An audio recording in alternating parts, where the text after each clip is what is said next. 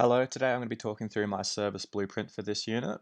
I'm going to start by looking at the persona, the customer service experience, and then the blueprint as a whole.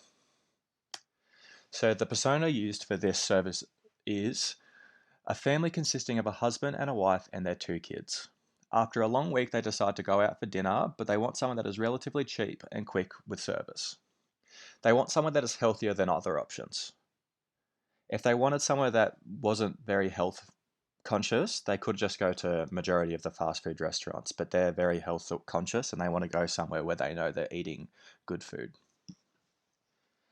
Their needs as a whole for the service are a place where the whole family can find something on the menu they can eat, and especially the kids. They want a place with a kids menu and a good range of adult meals, so they can try something new if they go multiple times. They don't mind about going anywhere fancy, but it wants to still count as a night out. They want to feel like they're receiving a restaurant experience. They want a fun place where they can experience the same type of meal every time they go. What that means is just consistency. They want to know that the quality of the meals will be the same every time. They want a friendly venue, welcoming for all people, and an all-round happy vibe. Their main constraints are the price. Since the father or the mother needs to buy the meals for the whole family, they're very cost effective. They can't go anywhere that's too expensive, but they want to still go somewhere where they can experience something.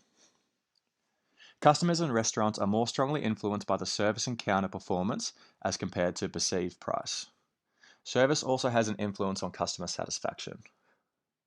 What Jani and Han mean by this is that how people are actually presented can actually improve customer satisfaction rather than the service itself.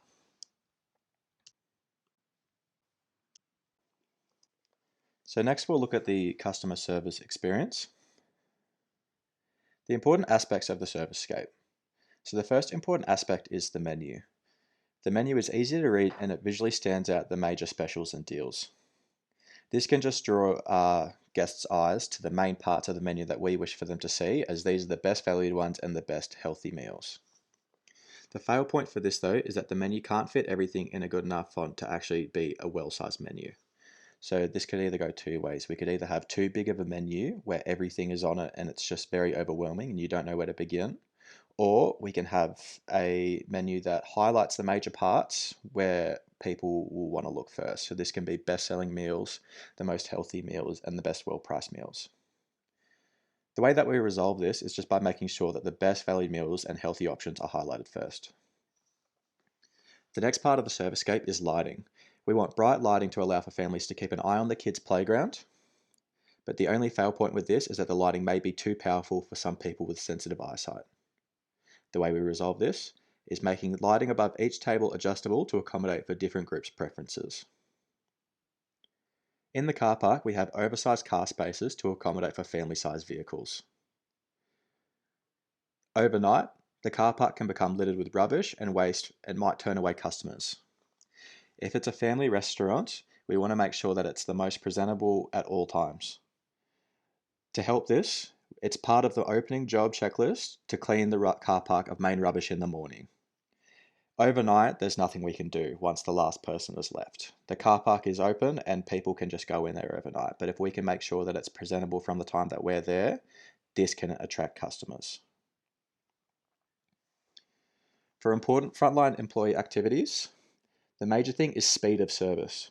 We want fast service from taking food from the kitchen past to ensure that the food is enjoyed at its freshest.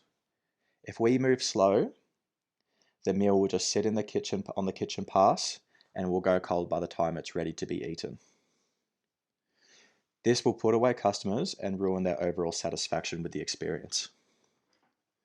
To resolve this, a single person will be in charge of controlling meals from the kitchen, and this will allow for all meals to be taken in a certain rhythm and an effective time. What this essentially means is this person will be called the pass person. They stand there and as plates come up, they designate one person who comes up to them to take place to the certain table. Having one person at the pass means that they can control how long meals have been up there for, and they can make sure a healthy rotation comes through so everyone receives their meals in a healthy time. The next part of frontline employee activities is attitude. A friendly attitude from waitstaff makes patrons have a better customer experience. One part that this may be a fail point is that some staff may not have the same idea of friendly service as what some customers may expect. To fix this, a specific part of the training is how to speak to customers, including a particular one-line greeting when used at the table. If everyone follows these same processes, all customers will receive the same experience. Coming across as friendly can also boost trust and can boost friendship.